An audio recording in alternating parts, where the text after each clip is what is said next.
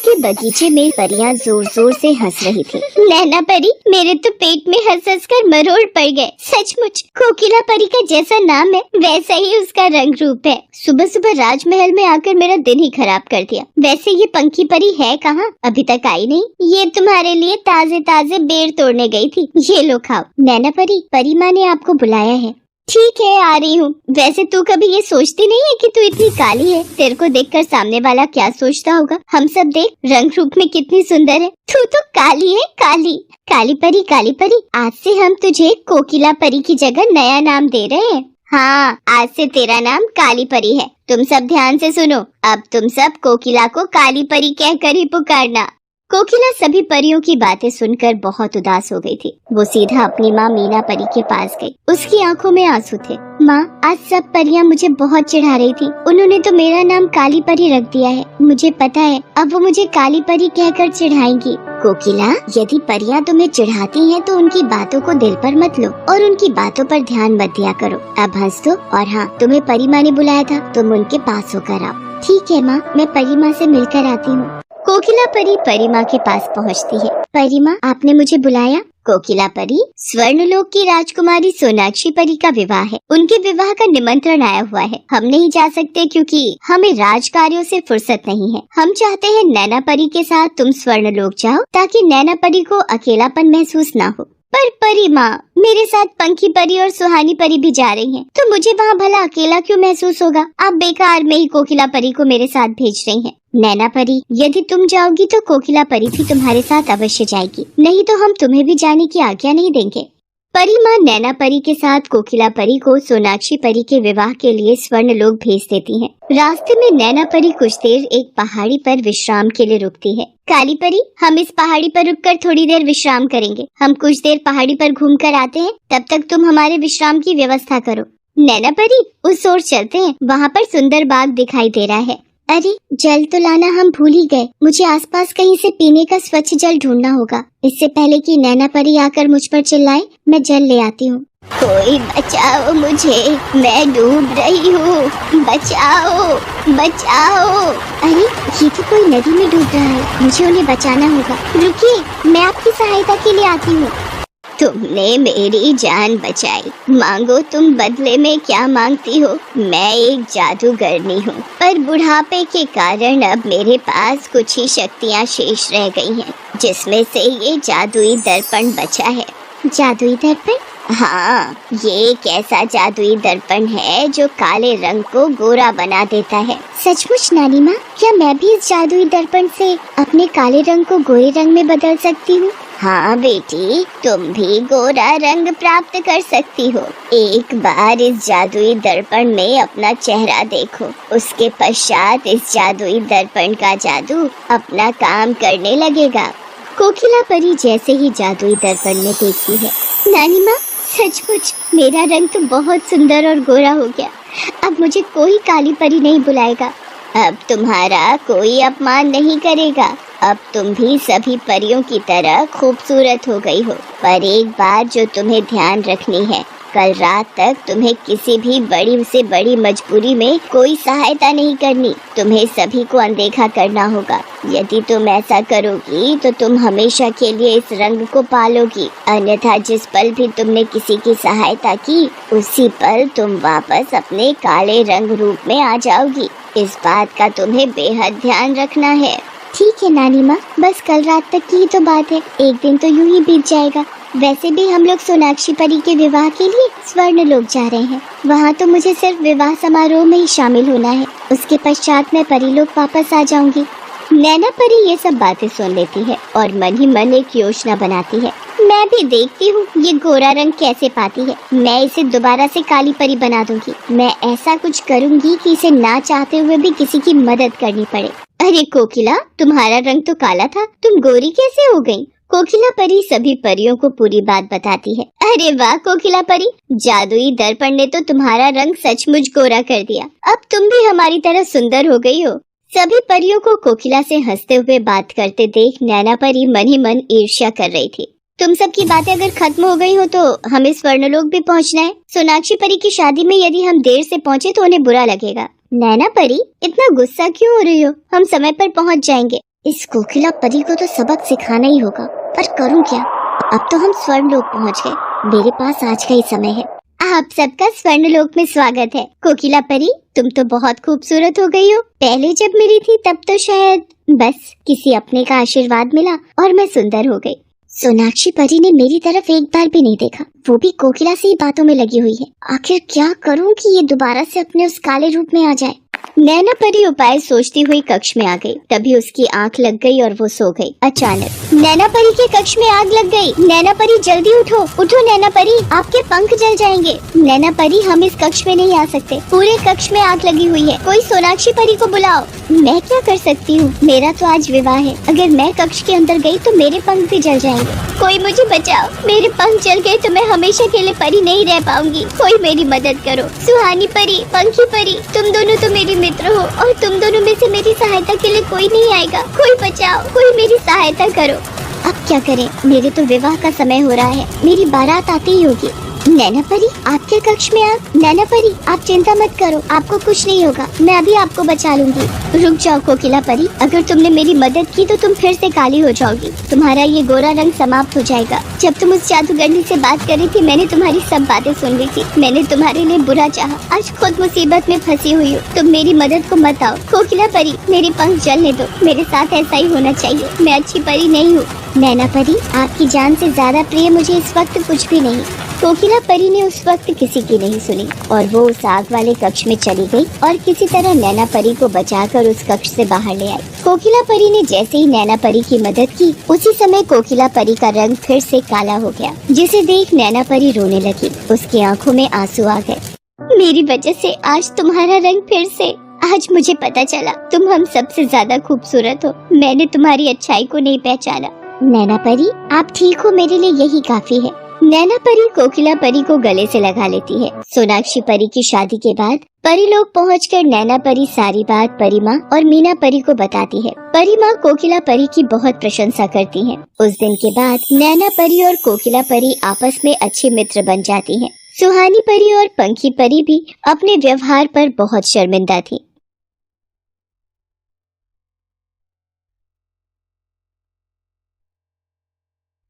बादलों के ऊपर एक सुंदर सा परीलोक था। परीलोक की रानी मंदाकिनी की एक बेटी थी जिसका नाम था सोनाली। सोनाली स्वभाव से बहुत घमंडी थी। वो एक राजकुमारी थी, इस बात का उसे बहुत घमंड था। एक दिन, माँ, अभी तक चांदनी नहीं आई, मुझे बाग में घूमने जाना है, शाम घेर आई है। आ जाएगी बेटी, सारा दिन तो वो तुम्हारे साथ ही रहती है। सुनैना को वैद्य जी के पास ले जाना था, तुम अपने कक्ष में जब सो रही थी इसलिए वो हमसे आज्ञा लेकर चली गई। चांदनी रानी मंदाकिनी की दासी सुनैना की बेटी थी। सोनाली हर वक्त चांदनी को अपने पास रखती थी और सारा दिन हुक्म चलाकर उससे काम लेती थी। चांदनी, तुमने आने में इतनी देर लगा दी, मुझे बाग में घूमने जाना था। वो माँ की तबीयत ठीक नहीं है, वैद्य जी के पास ले गई थी। अच्छा सुनो, ये लहंगा तुम रख लो, इस पर लगे फूल टूट गए हैं, चलो अब बाग में टहलने चलते हैं। सोनाली परी अपने पुराने कपड़े चांदनी को दे देती थी। चांदनी जिसे खुशी खुशी पहन लेती थी। चांदनी एक गरीब परी थी, इसलिए वो स्वभाव से भी बहुत दयालु थी। एक बार सोनाली परी चांदनी परी के साथ परीलोक में घूम रही थी। सचमुच ये गरीब परियां कैसे जीवन जीती होंगी? मुझे तो रेशम और मखमल के बिस्तर पर ही नींद आती है। अरे, मैं तो भूल ही गई, तुम भी तो एक गरीब परी हो चांदनी, तुम भी तो मेरी उतरन पहनने वाली परी हो। वैसे मेरी किस्मत अच्छी है, मैं एक अमीर परी हूँ क्योंकि मैं इस परीलोक की राजकुमारी हूँ। सब कुछ माया है, घमंड का दर्पण चूर चूर होते देर नहीं लगती और किस्मत बदलने में देर नहीं लगती। कौन है ये पागल बूढ़ी परी जो हमें ऐसे कटाक्ष दे रही है? चांदनी, तुम हमारे लिए बाग से तितलियां पकड़ कर ले आओ, हम उन्हें अपने कक्ष में सजा कर रखेंगे। सोनाली, बेजुबान तितलियों को मत पकड़ो, उन्हें चोट लगेगी। यदि तितलियों को कैद करोगी तो वो अपनी सुंदरता खो देगी। ये मत भूलो चांदनी, तुम हमारी दासी की पुत्री हो, तुम हमारी नौकरानी हो, इसलिए हमारे आदेश का पालन करना तुम्हारा कर्तव्य है। जाओ और जाकर बाग में से तितलियों को पकड़ कर लाओ। चांदनी को सोनाली की बात माननी पड़ती है और वो तितलियों को पकड़ने के लिए चली जाती है। एक युवक ये सब देख रहा होता है और कुछ देर बाद एक सुंदर सी राजकुमारी के लिए राजकुमार अंगद की ओर से ये खूबसूरत तोहफा। आपका तोहफा हमें पसंद आया राजकुमार अंगद। आपको पहले कभी इस राज्य में नहीं देखा। राजकुमारी, मैं स्वप्नलोक का राजकुमार अंगद हूँ। मैंने सुना था कि परीलोक की राजकुमारी सोनाली बेहद खूबसूरत है और आज देख भी लिया। शुक्रिया राजकुमार अंगद। सोनाली के मन को राजकुमार अंगद भा जाता है। वो अंगद को दोबारा मिलने का वादा करके चांदनी के साथ महल वापस आ जाती है। रानी मंदाकिनी सोनाली का इंतजार कर रही होती है। सोनाली, मैं तुम्हारी ही प्रतीक्षा कर रही थी। यक्षलोक के राजा जयवर्धन के पुत्र यशस्वी का रिश्ता तुम्हारे लिए आया है। हाँ बेटी सोनाली, राजकुमार यशस्वी एक बार तुमसे मिलना चाहते हैं। उन्होंने कल सुबह तुम्हें नील घाटी के पास वाले बाग में बुलाया है। कल उनसे मिलने चली जाना। पर माँ, मुझे अभी विवाह नहीं करना। सोनाली, विवाह करने के लिए तुम पर कोई जोर नहीं डालेगा, पर एक बार मिलने में क्या हर्ज है। ठीक है माँ, ठीक है पिताजी, मैं राजकुमार यशस्वी से मिल लूंगी। सोनाली चांदनी के साथ अपने कक्ष में आ जाती है। कल प्रातः तो मुझे राजकुमार अंगद से मिलने जाना है और माताजी और पिताजी ने मुझे यशस्वी से मिलने के लिए बोल दिया है। क्या करूं, कुछ समझ नहीं आ रहा। पर एक तरकीब है। ये तुम क्या कह रही हो सोनाली? मैं तुम्हारा रूप ले लूं? मतलब मुझे तुम्हारी शक्ल लेनी होगी? पर किसी को शक हुआ तो? तुम ऐसा क्यों कर रही हो? जैसा मैं कहती हूँ वैसा करो। राजकुमारी मैं हूँ या तुम? चांदनी सोनाली का रूप ले रही है। चांदनी सोनाली के रूप में राजकुमार यशस्वी से मिलने जाती है। चांदनी बहुत घबरा रही थी क्योंकि भले ही शक्ल सोनाली की थी पर मन तो चांदनी का ही था। सोनाली, तुम मेरे साथ विवाह के लिए खुश तो हो ना? तुम देखने में बहुत खूबसूरत हो। शुक्रिया राजकुमार। आपने मुझे इस काबिल समझा कि मैं आप जैसे कुशल और होनहार राजकुमार के साथ विवाह कर सकूं। पर मैं कुछ वक्त लेना चाहती हूँ इस विवाह को हाँ करने के लिए। कोई बात नहीं राजकुमारी सोनाली, आप जितना समय लेना चाहती हैं ले सकती हैं। मैं आपके जवाब का इंतजार करूंगा। राजकुमार से मिलकर चांदनी वापस महल आ जाती है। अब जब भी राजकुमारी सोनाली को यशस्वी से मिलना होता वो चांदनी को अपना रूप देकर भेज देती थी। राजकुमारी सोनाली अंगद से प्यार करने लगती है।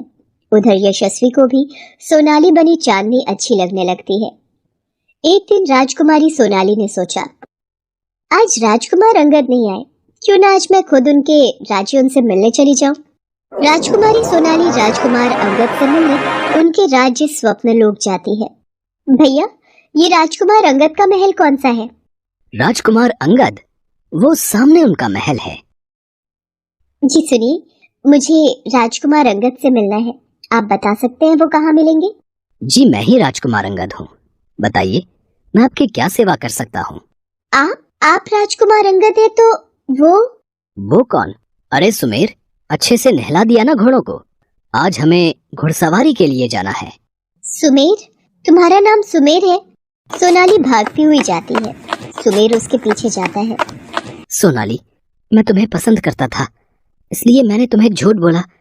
यदि मैं तुमसे ये कहता कि मैं राजकुमार अंगद के महल में दास हूँ तो तुम मुझे कभी भी प्यार ना करती। तुमने सोच भी कैसे लिया कि मैं एक गरीब दास के साथ प्यार करूंगी? नामुमकिन।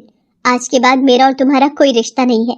चले जाओ यहाँ से, वरना मैं अपने माता पिता को कहकर तुम्हें सलाखों के पीछे कैद करवा दूंगी। इसका मतलब तुम्हें सिर्फ ऐशो आराम से प्यार है। सोनाली, तुम्हें मेरे से कभी प्यार हुआ ही नहीं। देखना, एक दिन तुम भी सच्चे प्यार को तरसोगी। सोनाली वापस महल आ जाती है। ये सब कीमती उपहार कैसे चांदनी? राजकुमारी, ये सब उपहार मुझे राजकुमार यशस्वी ने दिए हैं और वो जल्दी ही विवाह की बात करने के लिए पूछ रहे हैं। मैं क्या करूं? ये सब उपहार मेरे हैं, इन पर सिर्फ मेरा हक है। उस गरीब भिखारी अंगद पर विश्वास करके मैंने बहुत बड़ी भूल की है। चांदनी, तुम्हें इस चिंता करने की जरूरत नहीं है। अब कल मैं खुद राजकुमार यशस्वी से मिलने जाऊंगी। ये सारे उपहार हमें दे दो और जाकर हमारे स्नान की व्यवस्था करो। ठीक है राजकुमारी सोनाली। अगले दिन सोनाली खुद राजकुमार यशस्वी से मिलने जाती है। राजकुमारी सोनाली, आज आप मुझे कुछ अलग ही दिखाई पड़ रही हैं, और भी ज्यादा खूबसूरत। खूबसूरत तो मैं पहले से ही हूँ। पूरे परीलोक में मुझसे ज्यादा सुंदर कोई भी नहीं है। राजकुमारी सोनाली, ये आप क्या कर रही हैं? आपने जादू से इस निर्दोष पक्षी को क्यों मार दिया? कैसे नहीं मारती राजकुमार यशस्वी? इसने हमारे कपड़ों के ऊपर अपनी वेस्ट गिरा दी। इसे दिखाई नहीं दिया कि इस परिलोक पर राजकुमारी सोनाली के कपड़ों को गंदा करना इसे कितना भारी पड़ सकता है। इसे सबक सिखाना जरूरी था। ये राजकुमारी सोनाली का प्यार इतना बदला बदला सा क्यों है? कल तक तो ये बहुत ही दयालु थी। जब कल एक पक्षी को चोट लग गई थी तो इन्होंने प्रेम से सहलाया था, और आज अपने उन्हीं हाथों से एक निर्दोष पक्षी की जान ले ली। मुझे कुछ समझ में नहीं आ रहा है। मुझे सच्चाई का पता लगाना ही होगा। राजकुमारी सोनाली महल वापस चली जाती है। तभी सुमेर आ जाता है। राजकुमार यशस्वी, राजकुमार अंगद ने मुझे आपकी सेवा में भेजा है। उन्होंने आपको उनके महल भोजन पर आमंत्रित किया है। राजकुमार यशस्वी, यदि आप मेरी बात का बुरा न माने तो क्या मैं जान सकता हूँ राजकुमारी सोनाली और आप? नहीं नहीं सुमेर, हम तुम्हें कई वर्षों से जानते हैं। इसमें बुरा मानने वाली कोई बात नहीं है। राजकुमारी सोनाली और मेरा रिश्ता पक्का हुआ है। कुछ ही दिनों में मैं और राजकुमारी सोनाली विवाह के बंधन में बंधने वाले हैं। क्या हुआ सुमेर, तुम उदास क्यों हो गए? सुमेर राजकुमार यशस्वी के बार बार कहने पर सारी बात बताता है, जिसे सुनकर राजकुमार यशस्वी चकित हो जाता है। सुमेर के जाने के पश्चात राजकुमार यशस्वी सोचता है, इसका मतलब राजकुमारी सोनाली ने मेरे साथ धोखा किया। मैं इस सच्चाई का पता लगा कर ही रहूंगा। एक रात राजकुमार यशस्वी चुपके से परिलोक में राजकुमारी सोनाली के कक्ष में पहुंचता है। चांदनी, हम सोच रहे हैं हम राजकुमार यशस्वी से विवाह के लिए कल हाँ कर देंगे। अच्छा हुआ हम सुमेर के जाल में नहीं फंसे। अगर हम कुछ दिनों तक तुम्हें अपने रूप में राजकुमारी सोनाली बनाकर ना भेजते तो आज राजकुमार यशस्वी हमसे दूर हो चुके होते। चांदनी, तुमने साबित कर दिया कि तुम हमारी सबसे प्रिय दासी हो। इसका मतलब चांदनी राजकुमारी सोनाली के रूप में हमसे मिलती रही। राजकुमारी सोनाली ने अपने मतलब के लिए इस बेचारी का इस्तेमाल किया, पर हम चांदनी से ही विवाह करेंगे क्योंकि हम हृदय से उससे ही प्रेम करते हैं। हमारा मन चांदनी के साथ जुड़ा हुआ है, न कि सोनाली के साथ। अगले दिन राजकुमार यशस्वी सारी बात अपने माता पिता को बताते हैं, जिसे सुनकर राजकुमार यशस्वी के माता पिता भी क्रोध में आ जाते हैं। पर माताश्री, पिताश्री, मैं चांदनी से बहुत प्रेम करता हूँ और मैं उसी से विवाह करना चाहता हूँ। तो क्या हुआ? चांदनी एक गरीब परी है, परंतु उसका हृदय तो अमीर है। राजकुमार यशस्वी अपने माता पिता के साथ परिलोक पहुंचता है और वहां जाकर सारी बात सोनाली के माता पिता को बताता है। राजकुमार यशस्वी, हम सोनाली की तरफ से आपसे क्षमा मांगते हैं। चांदनी भी हमारी बेटी की ही तरह है। हम स्वयं उसका विवाह आपके साथ करवाएंगे। पर माँ, राजकुमार यशस्वी को तो आपने हमारे लिए पसंद किया था, फिर आप एक गरीब परी की शादी किसी राजकुमार से कैसे करवा सकती हो? सोनाली, हमने राजकुमार यशस्वी को तुम्हारे लिए ही पसंद किया था, पर भूल तुमसे हुई है।